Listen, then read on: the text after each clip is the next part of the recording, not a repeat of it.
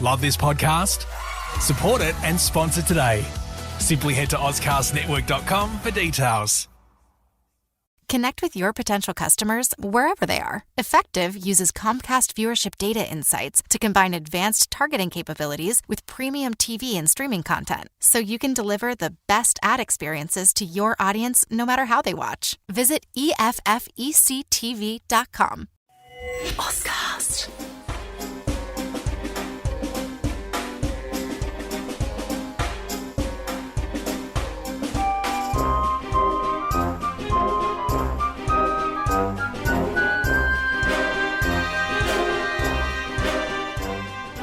Hello world, I'm John Bruni and you're listening to STRATEGIKON, your window to all things security and foreign affairs. In this episode of STRATEGIKON, we'll be joined from the UK by Commodore Patrick J. Tyrrell, OBE, Royal Navy retired, Chair of the SAGE International Australia Management Board and SIA's Senior Non-Resident Fellow Global and Maritime Security. Also from the UK, Pete Warren, Editor of Future Intelligence and Chair of the Cyber Security Research Institute, and Professor Andrew Jones of the University of Suffolk, and also author of Global Information Warfare.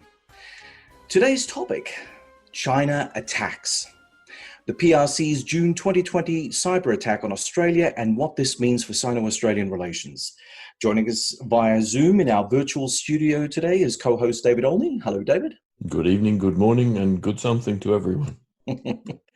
And our producer, Tim Whiffen. Hello, Tim. It's very nice to be here. Before we start today's episode, I would like to remind listeners that STRATEGIKON can be found on the Ozcast Network, iTunes, Stitcher, TuneIn, Spotify, and on the SAGE International Australia website, www.sageinternational.org.au. Well, last week, Prime Minister Morrison announced that Australia had been hit by a comprehensive cyber attack affecting the national, public and private sectors. He was reluctant to name the attacker, though all fingers quickly pointed to China, considering the frosty state of bilateral Sino-Australian relations to date. But Australia isn't the only country that has China isn't the only country that has sophisticated hacking capabilities. There's Russia, Iran, and North Korea as well. If it was China, why the reluctance to declare it the aggressor? Rory Medcalf from the ANU's National Security College says calling out the cyber attacks without naming the offender was a useful tactic. And I quote, "I think it is carefully measured. It is not as provocative as some people will claim it to be," end quote. But was it carefully measured or simply a demonstration of governmental impotence? If I could pass this one directly to Pete Warren.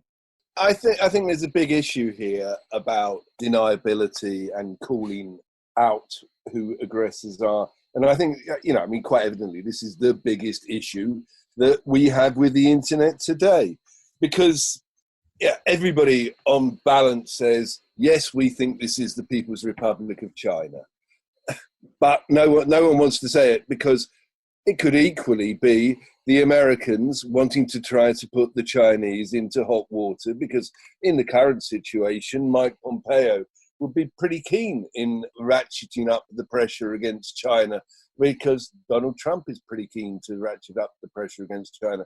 So my take on this is that we should start getting grown up about all of this. I can remember about 15 years ago or so, Professor Jones invited me to Martlesham Heath, BT's research centre in Suffolk. And oddly, two Chinese academics were demonstrating a system where you could actually strip deniability out of the internet. And I think the cost at that time that they were talking about was, I think it was around £1.5 or £2 billion. Which is nothing. If you consider the cost of the pandemic alone, which we've managed to come to grips with, the cost, the price, the ongoing price of having this deniability built into a network is huge. We have to do something about it to stop these sorts of attacks, these attempts at political pressure. Something has to be done. Okay. It might sound like a large amount of money. It's not a large amount of money in terms of cybercrime. Professor Jones, what do you think? I can't disagree with anything that Peter's just said. the reality is we may strongly suspect, with good reason perhaps, that it is China, but provability is something totally different. And if you're going to ratchet up the war of words, if you like, best you have some evidence to back it up. You know, there are lots of other players out there that it may be, or it may be a combination, people jumping on the bandwagon. Yes, we may all strongly suspect that it is probably motivated and driven by China. Okay, Pat, what do you think? I'd like to sort of take a step back from the Australian example of last week. I mean, the thing you've got to understand about cyber attacks and information warfare, it's easy. You know, it's done with small pieces of equipment and clever people sitting in back rooms wherever they like. If you just look at the way that you gentlemen all cover the face of the globe at the moment, yet we're engaging in a single conversation. So it's, from the point of view of warfare, it's relatively safe. You're unlikely to get attacked back by the military of the country you might be attacking. It's, as we have seen, the deniability is easy. You know, and you only have to look back at a succession of attacks that there have been where countries, be it Russia or China or Romania, have been able to say, it wasn't us. And because it's cheap, it's easy, and it can be very effective, the groups that are doing it are going to train themselves like any army is going to do. It's going to train its operatives to make sure they can do it more effectively. And we will have any number of these in the future. We can't protect the global internet perhaps in the way we want to. We're going to have to invest, as Peter suggested, quite, I would say, sizable chunks of money to make sure that we can determine where attacks are coming from and to be able to have a system that can ameliorate these attacks as they occur. So you can immediately break off one part of the network, reinforce it from a separate part of the network. You know, you have to do the dynamic management of the network to protect the people. But it's the way we're going to be. We are going to be making use of modern technologies in the future, and it's in the interests of our enemies to be able to attack those. And of course, conversely, you know, we need to defend against them, and we also need the ability to be able to attack people who wish us ill at some stage in the future. David, do you have a question? A couple of comments I'd like to make. First of all, I agree totally with everything everyone said. To my mind, this is a bit like the debate after 9/11, and that is, don't give these people oxygen. The more you talk about it, the more you increase levels of fear. Don't talk about it until we have the technology to show exactly where it came from. And the other side of this is look at the longer term strategy. The Australian-Chinese relations have been terrible now for months. At the moment, the CCP is making the argument that Australia is a dangerous place for young Chinese people to be at uni. If an attack like this can wind up the Australian people, ups the level of racism, China proves its point, and continues to destroy our education industry. So they get a double win. They potentially destabilise our technical networks and destabilise our education system, which is one of the most valuable things we have. So a Prime Minister that says, well, we've had this attack, but I'm not saying who's going to do it under current circumstances, is just immaterial of who did it, giving the CCP a freebie. Tim? My understanding was that the attack was so bad that it necessitated a comment, effectively, from our Prime Minister. The problem being is that it's, as David said, kind of reinforcing anti-Chinese sentiment in this country. And we just don't have the kind of strategic literacy to be talking about it as if it's the CCP and not China. And so not being able to name this thing, but then so much speculation about who it is, and people are mainly saying China, even our national broadcasters, ABC, saying China, and then not having any other answers has absolutely been played into the CCP's hands, if that's if the intent was exactly what David just said. The civilian population of Australia is angry, and they don't know why. They don't know what's happened, why it's happened. All they know is that something has happened, and it's all the information that they've got. It's been an interesting tension, I guess, between Scott Morrison needing to say something, but then not being able to say enough to calm any fears that have been, that have been caused. China obviously has and we don't want to say that this is necessarily China. We don't have, let's say, the proof to back that up. But if this attack was by China, and that seems somewhat likely, that they have obviously a large population.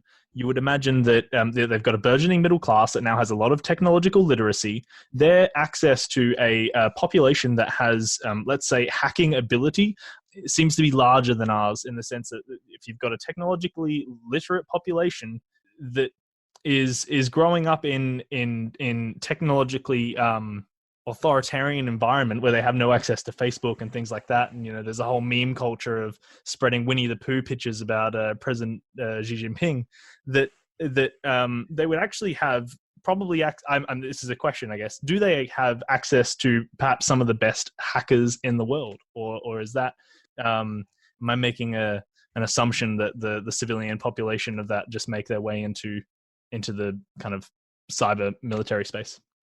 I mean, I think that, Tim, you're entirely right. They've got a very large group of extremely well-trained information engineers, cyber techs, because we've been training them. I mean, Australia's been training them, America's been training them, the United Kingdom's been training them. They have had a long history of sending their best people to the West for training, many of them being clearly operating partly on their own behalf to get a good education, but also partly working on a Chinese Communist Party remit to find out as much as they can. So we shouldn't be surprised that they've got that technology. I think that the big change has been that Xi Jinping has now gone to this warrior wolf philosophy, rather than I think was described as the panda diplomacy of previous years, and to go on the offensive. So, for example, I was talking to a fellow alumni of mine who had been talking to the Vice-Chancellor of Oxford University. She had been contacted by a very senior member of the Chinese embassy in London. And the chap at the embassy said, we don't like what you're doing. And in particular, we don't like the idea of Chris Patton coming out to Hong Kong. We want you to stop him. And if you don't, there will be trouble. So she said, what do you mean if I don't? She said, I have no control over where Chris Patton goes. And the diplomat said, we will ensure that there will be a large number of Chinese students who would otherwise come to Oxford University will not come.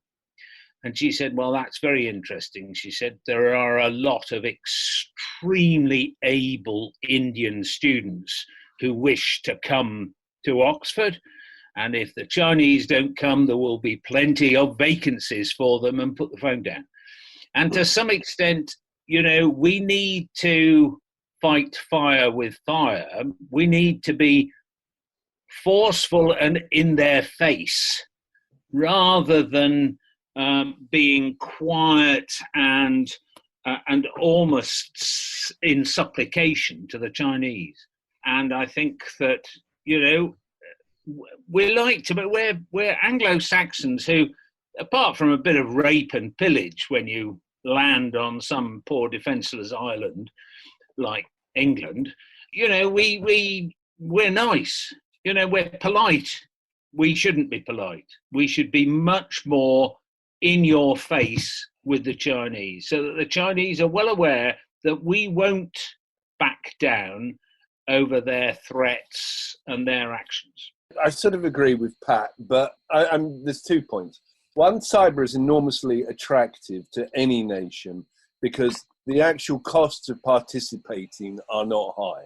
So Bangladesh, for example, can become a cyber power pretty easily as long as it's got access to the internet. In terms of, Tim, to answer your question, there's a wonderful scholar on the internet, and there's some very, very interesting sort of YouTube videos. His name is Sugara Mitra, and he's a professor of language at Newcastle University, but he did initially come from Delhi. He took a computer, stuck it in a hole in a wall in a Delhi slum, just as was. And all of the children taught themselves to not only learn English, they also taught themselves to program with no tuition whatsoever.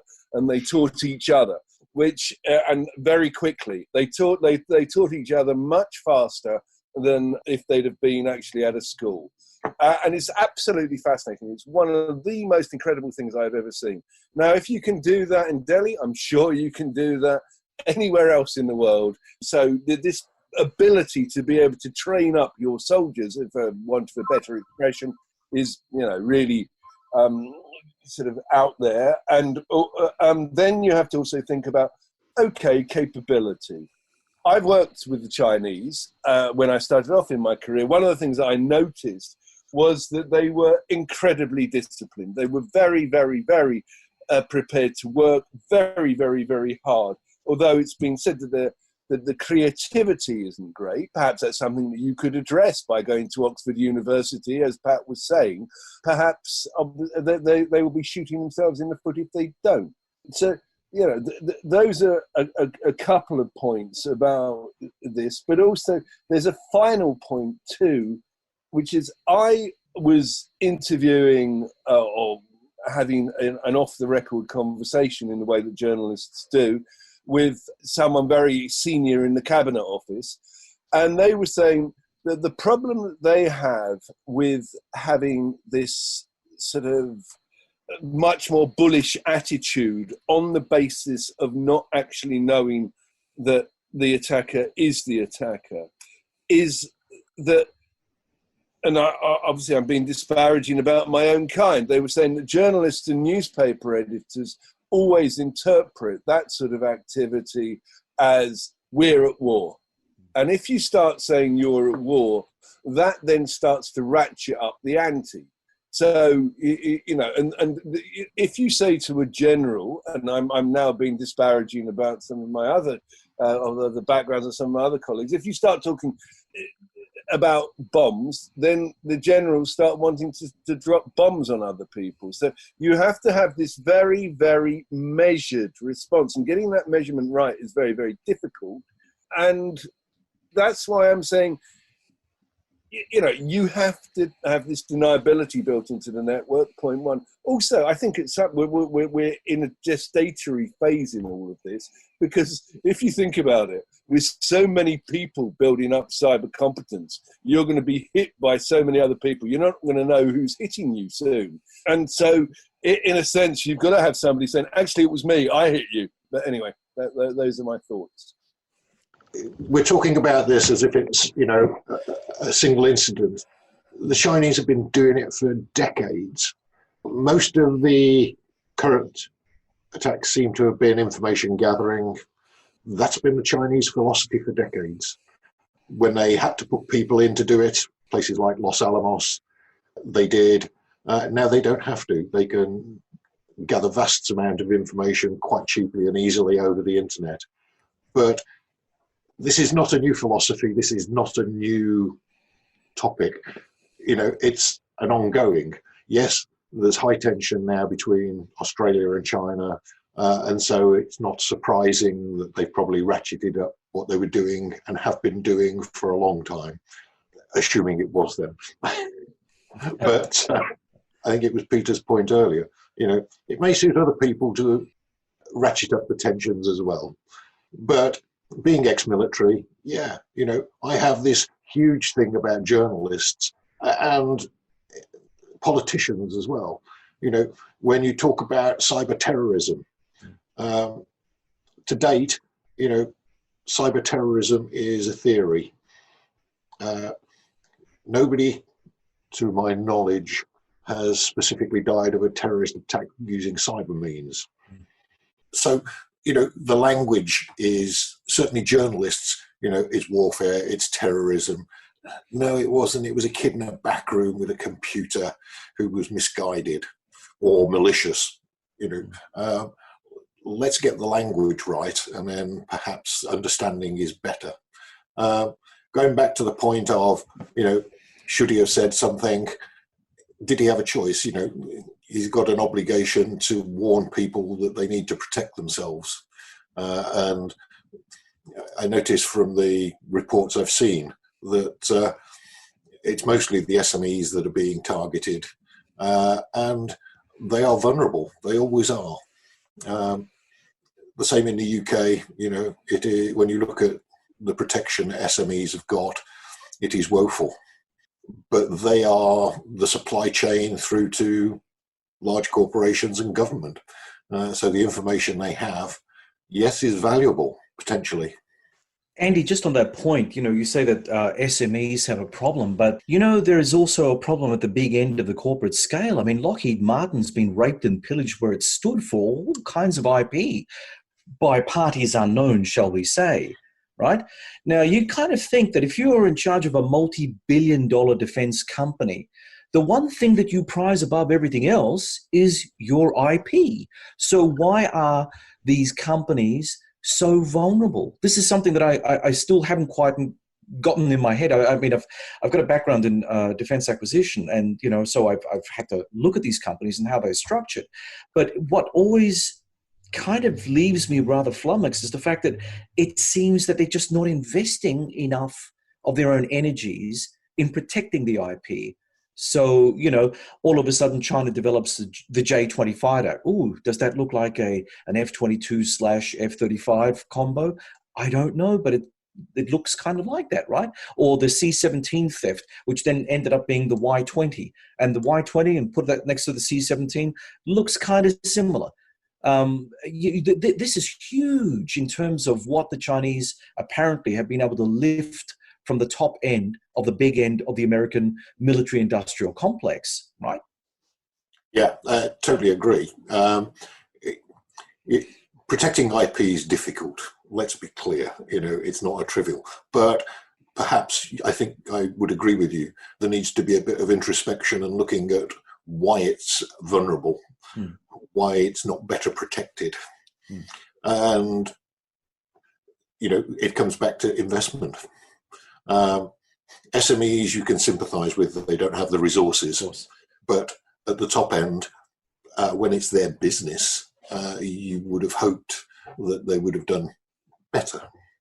But again, if you have people embedded inside, it's almost impossible. Pat, you had something? Yes, I mean, just really to emphasise what Andy was saying, is that there are all sorts of reasons why people, be it the Chinese or the Russians or any industrial espionage group, can get inside any company, whether it's small or whether it's the size of Lockheed Martin. And that is to do with suborning people who are in the organisation already. And indeed, one company I know that has some very interesting IPR doesn't have its IPR on any web or even on an internal web. It keeps it written in hard copy in a safe. And, that's the only secure way to make sure that nobody else is going to get in. Because, somebody gets an email that says, oh, click on this link and you can be an instant millionaire. Well, some idiot's going to do it. And so there is always a way of getting into these things. And we still have the good old-fashioned Olga and Svetlana going around and saying, I'm a gorgeous girl. I'll tell you what, just do this for me and we can go and live on a desert island for years to come. I have to say that after a career in the intelligence world, I've been looking forward to meeting Olga and Svetlana, probably both at the same time. Unfortunately, I have been singularly disappointed. But there we are. There are ways and means that ne'er-do-wells, be they governments or be they companies, can get inside your information systems. And they will keep trying. They'll keep probing because new vulnerabilities will come up. Technology changes. So they'll try something new and it'll then work.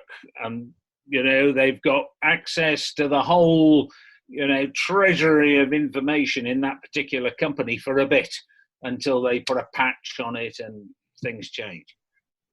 It's going to continue to happen. It's been happening since man first operated in small unit groups and decided that the grass was greener on the other side and was going to go and take over the tribe that was over the hill.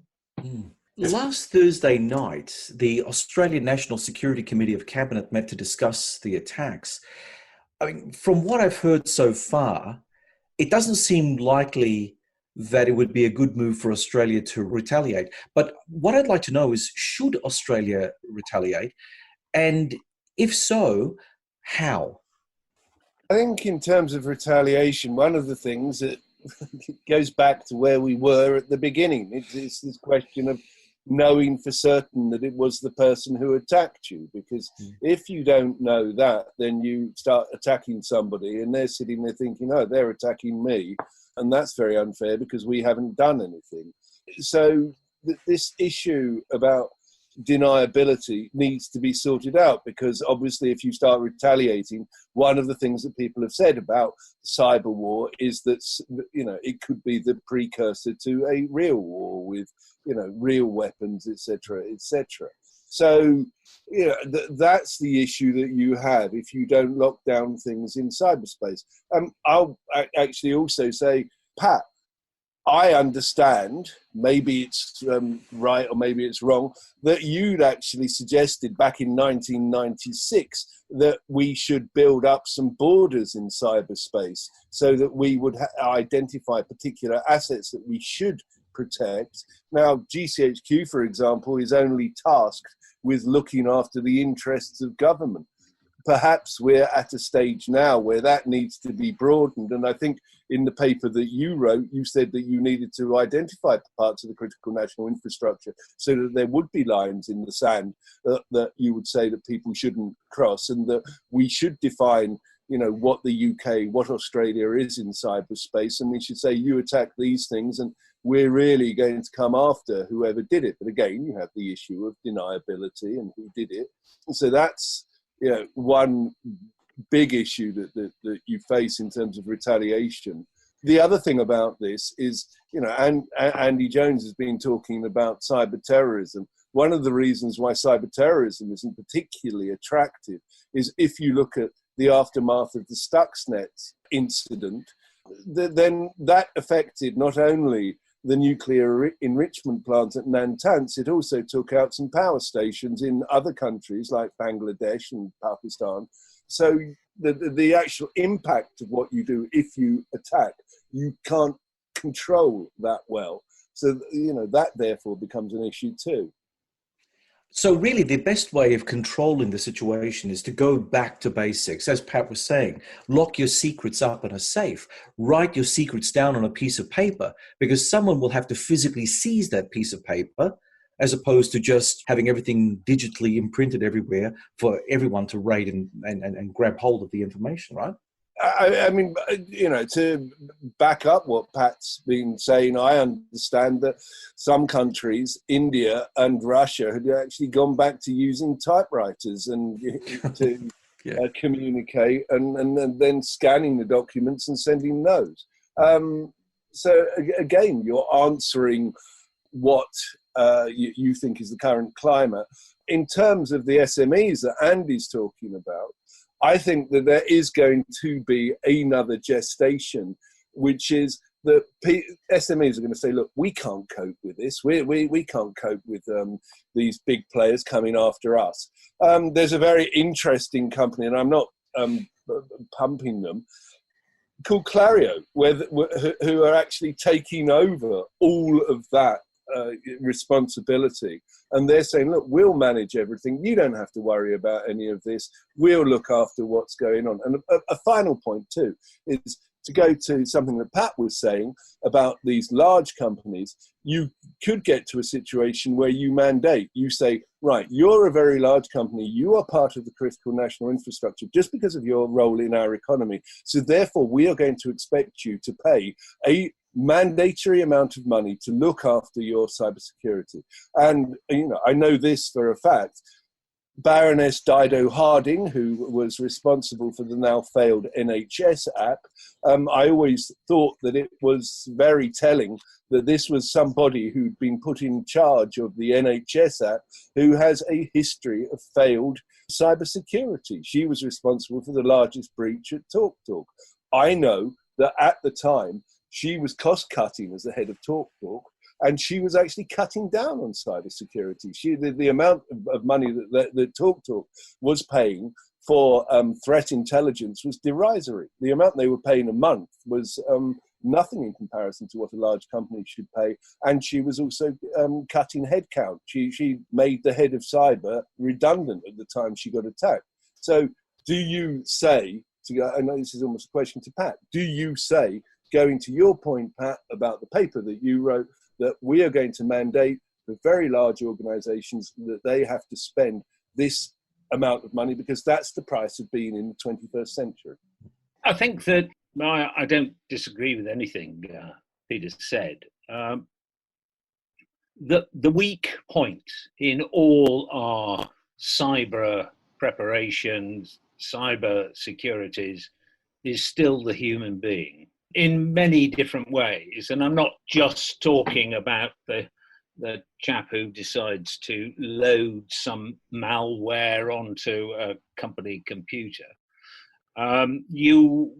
Peter, you were talking about some of the work that we were doing many, many years ago in the 1990s. And I'm reminded of an information operation that we wanted to launch against the citizens of Sarajevo in Serbia when they, under Milosevic, were running a sort of war in the Balkans. And one of the items that we had thought we would do is we wanted to get the supporters of Milosevic, who were the businesses in and around Belgrade. They were the rich entrepreneurs, if you like. And we wanted to persuade them that following Milosevic was not going to be good for their pocket. And the way we were going to do that was by launching an information campaign and at the same time dropping a special type of ordnance onto the electricity substations. And the ordnance was effectively a large paper bag full of small bits of aluminium foil, which when they landed on the electrical substation, caused the electrical substation to short out and blew all the fuses.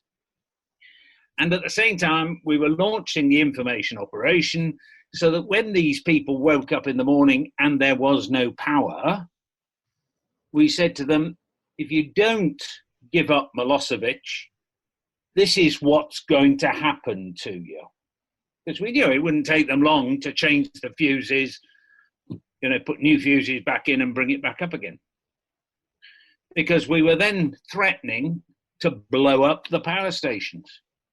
And what did the Western military command decide to do? It thought, well, that's a good idea. Let's go and blow up the power stations anyway. So we missed out the information phase, and they just dropped heavy ordnance. Now, that didn't give people a chance to change their mind. And it meant that the West then had to pay for all these power stations to be repaired very expensively so that the people of Serbia could at least exist after Milosevic had gone. And it's changing people's mindsets. Peter, you mentioned your military friends and, yes, of course, they're used to using tanks and guns and aircraft and bombs and all these sorts of things. But in the future, they've got to understand, that age-old thing that the Chinese understood is if you can defeat your enemy without fighting him, that's the way to do it. And if you can do it that way, people don't get killed, but you still get your strategic ends met. And it's changing the mindset of people. So, Pat, on that note, are we actually in a state of war? Just not the kind of war that we are used to understanding. When you have the 20th century mindset, war means bombs, war means kinetics, war means airplanes and things that we can see, tangible things. But with all these things that are happening in the realm of cyber, it's covert, it's difficult to pin down. You've got plausible deniability working against you. I mean, to me, this kind of sounds like we are already taking this step toward war or some form of existing confrontation, which we haven't been able to call yet because we're in unfamiliar and, dare I say, uncharted waters. Why would we call it if we're going to lose? We're currently in the losing position, so we're certainly not going to call it. But are we there though? Are we already there? If we're not calling it, we're always in a state of conflict, if you like, with the people who are, around us. So we're if we go into work, we're trying to work better than Fred over here because, we want our boss to acknowledge that I'm the best and I should get promoted. There's always that tension that exists. And of course, here we are, I'm in the UK, you're in Australia, you've got intelligence organizations. What are they doing? They're trying to find out what are the threats that exist against Australia, against the United Kingdom, against America.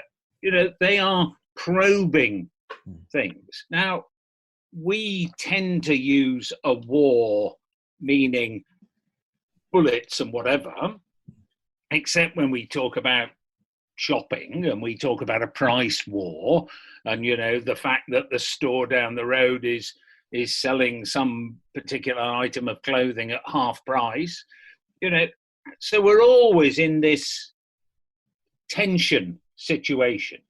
And what we've got to do is get a lot better, as I say, at managing these sorts of attacks on us.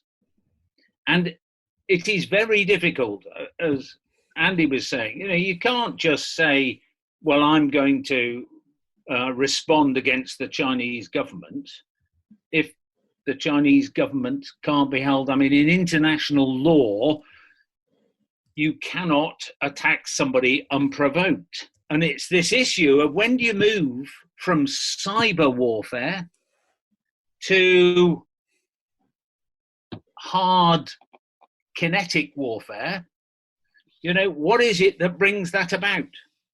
Because whoever starts the kinetic bit first in international law is undoubtedly going to be the one that's most likely to be said to have started it. Okay, Andy, you want to say something about this? Just following on from Pat there, and coming back to you, you use the term war, difficult. I'm ex-military, so to me, war is kinetic. It's bombs and bullets. Yeah. The state we're in, yes, race tensions, conflict. Totally support what Pat said. Whoever throws the first bomb or bullet is going to be held accountable. Is that a realistic response? I don't think it is. But underpinning all this, we're talking about this as if we're surprised. If you look at the Chinese philosophy and strategy, they've been fairly, in Chinese terms, fairly open over 20 odd years about their aspirations and their view of technology and their use of it. And so they are, along with the Russians, who have described different but similar. Their view is that, what they're doing is normal relations. It is to them acceptable and a means to an end. And the means to the end is not warfare, it is gaining power. And by power, I mean knowledge and understanding. And they will use it pretty much any means that they can to get it, certainly if it's not attributable. Sure. Peter, you were going to say something? Yeah, I think, again, what we're seeing is a development. I mean, both Pat and Andy have been talking about, it was ever thus, that conflict is ongoing, etc., etc. We've actually got to get over this because, in the 21st century, we are all becoming much, as this coronavirus has shown, just by the impact on the economy, we're all getting terribly, terribly interdependent. So this fact that nobody's been particularly grown up about this, that we're seeing this expression of, as Andy's just said, power and power projection. It's not really going to do anybody any good. I mean, I'll take one of the points that Andy's made and said, we are now actually, I wouldn't say cyber war, it's an information war that's going on. There's this ability to exploit tensions. You look at race at the moment, Black Lives Matter. If a nation wanted to be particularly unpleasant, it could start exploiting those tensions in various different states, because obviously the tension in America internally because of Black Lives Matter is very, very high at the moment. Then to actually take a point that Pat was making about, economic aspirations, I don't know whether this is true or not, but the theatre director David Ayer used to say that the Americans had the stated interest, or the US State Department had the stated interest of owning more than 50% of the world's economy. And so what you're seeing is, in cyberspace, in terms of the information war, you're seeing the tensions between, say, China and America being exemplified by this power projection. And there's another point I'd quite like to leave out there too, which is there are different ambitions in this. Russia is punching above its weight because it can use cyber to actually punch above its weight, because it's very good. And the Russians have always, if you look at the Second World War, they've always been very good at being able to dig in and to say, yes, we can do this, because you're actually with Russia, and Professor Mark Galeotti told me this, who's a big Russia expert. The Russians have an economy the size of Spain's. So what you're doing is very, very successfully promoting yourself as being much, much more powerful than you are. And I'm not being derogatory about the Spanish, but since the Armada, they've declined a little. The Chinese are, their power objective seems to be different. It seems to be them saying, "Hey, we're big kids on the block now. We want you to take us seriously." Now, in that environment, that situation, we've now got AI coming. And this is one of the reasons why we all have to grow up about all of this, because, you could, to take things that both Andy and Pat have been saying, be in a situation where your AI bots suddenly start launching a war just because they've escalated things. So we need to actually start getting above that world that Pat's been talking about, where you're trying to go into the office and compete for a position. We've actually got to mature, develop, and say, okay, this is the situation we're in. We need to put some deniability into the network. We also need to mandate that there are certain areas that do not get touched. There are certain bits of the infrastructure that if they do get attacked, we will do something about that. NATO did actually say this a while ago, that in the event of a particular engagement, that they would see it as a precursor to kinetic warfare. My point is, and I hate to be boring about this, but you have to have deniability. So you have to have some means to know that you've been attacked right at base. And given that, you've also got to start saying, actually, I'm going to, part of my participation in the 21st century is I'm going to get on board, and I'm actually going to be much more grown up about all of this. Mm. Look, I have to say that it's been an interesting conversation so far. I need to just bring it back to Australia just for a moment, because I'd like to actually touch on what David had said earlier. Look, our systems down here have been routinely challenged by hostile cyber snooping for quite some time. We claim to be a high-tech advanced state. So why is it that lesser developed states, and I do rope in the People's Republic and Russia and North Korea and Iran in all of this, why are they so adept at this form of attack and high-tech states so vulnerable, apparently? Just a couple of things there. To jump back to the point before this, we really need to change the language to what we're seeing as digital disruption and information advantage. And what we're watching is competition. If we don't take war off the table, then we're contributing to the continued problem of people who've been trained for kinetic war going, oh, I heard my keyword. If war is politics by other means, then let's redefine all of this. And it's pathetic we haven't. In terms of the responsibility of the Australian Prime Minister, the most logical thing he could do is do something about digital hygiene. If the Estonians can go from a total hack to digital hygiene begins at age 4, so their society understands what's going on, understands what it means, understands what a vulnerability is, and doesn't see this as war or as a basis for racism, we've had 10 years to learn these lessons and we haven't done a damn thing. So it comes back to two classic things to link back into what you just said, John. First of all, we always hide behind someone and take no responsibility for the broad strategic position. And secondly, it's the Sean McFate argument that we still think we can win conventional wars because we haven't changed the language and understood no one since Gulf War I wants to fight one of them. Yeah, true. Pat?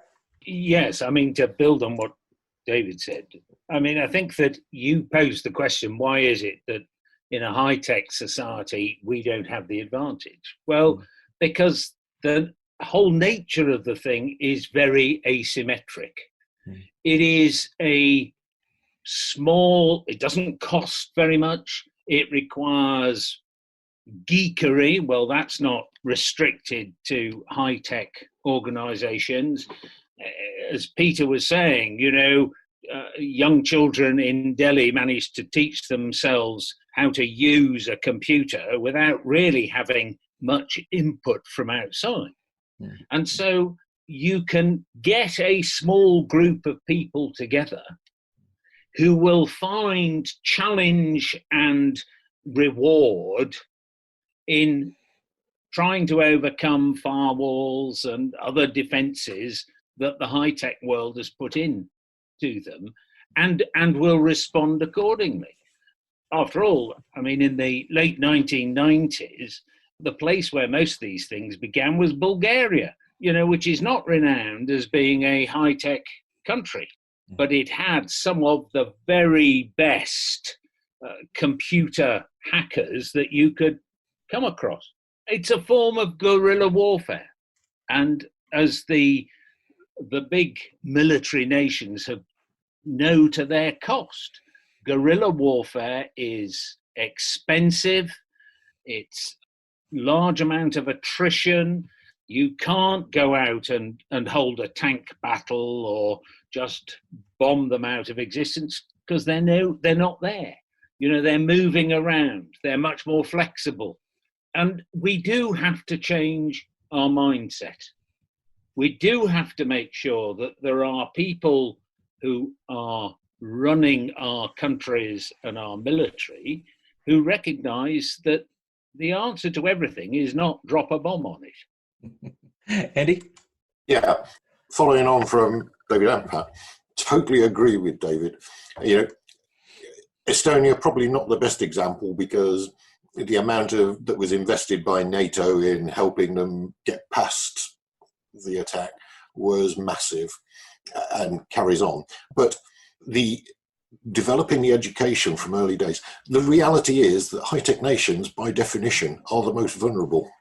We have the biggest field of targets of anybody, just by the very definition. And unless we educate and get people, Joe Public, educated, it's always going to be so. We've got to get kids to understand hygiene, electronic hygiene, whether it's from 4 or 5 or whatever, but from a very early age, when they start to use the technology. The big problem at the moment we have is the technology is ubiquitous. Everybody's got it, everybody uses it, and we take all of our bad habits from our home, where we, in reality, for the majority, don't care about security. We want ease of access, we want ease of use. And we take all of these bad habits into the workplace because it's the same technology. So we've got to get ourselves over that and become better. And that's not a short-term thing. That's got to be, a long-term aspiration. And we're 20 years too late starting. Pete? Well, yeah, I'm following on from what everybody says. There's sort of a broad agreement. I'm writing a book about regulating AI at the moment for Bloomsbury. There's a good pump for myself. The one thing that's come out of interviewing some of the top people in the world, AI experts, and oddly philosophers, because philosophers are now heavily involved in the ethics of AI, it's just that basically the big problem that we have with AI is that it learns from us.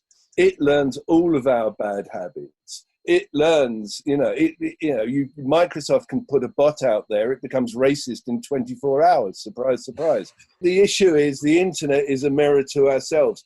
And in a sense, to go to Andy's point, it's not just teaching hygiene at that very early age. It's not picking up, the kids at 4. You're also having to teach people what is right and wrong. So we need to start doing all of those things to actually try to correct the problems that we're generating for ourselves. In terms of why is Australia vulnerable? Well, again, to pick up on what Andy and Pat have been saying, you've got the infrastructure, therefore there's more to hit.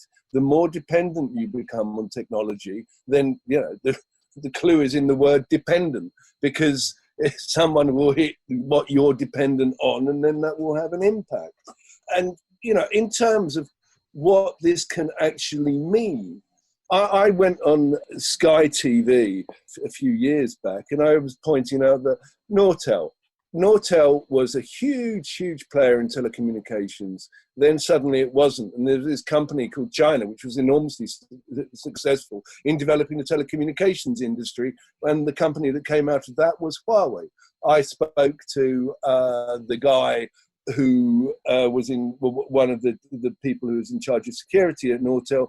He said that they found that all of the top 120 executives at Nortel had their computers hacked. The company was lost.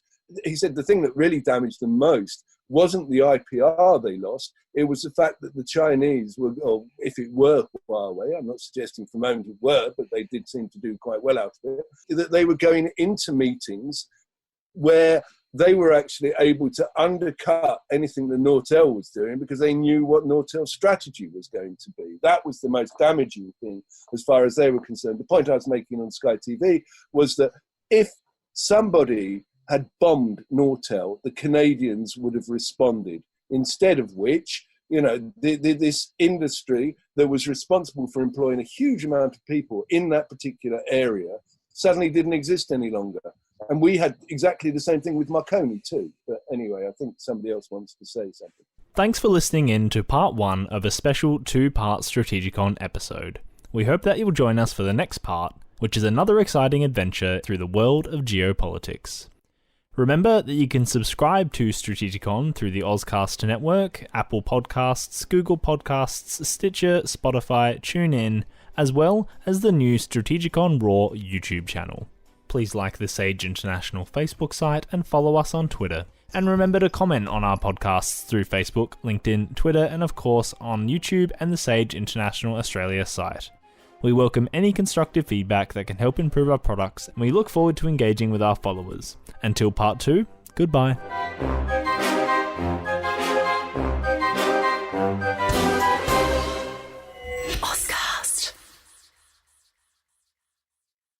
Mientras trabajas duro por el éxito de tus hijos, algo que no ves los puede estar afectando. Se llama estrés tóxico. Es la manera en que el cuerpo de los niños responde a experiencias difíciles. Aprende cómo ayudarlos en first5california.com. Love this podcast? Support it and sponsor today. Simply head to ozcastnetwork.com for details.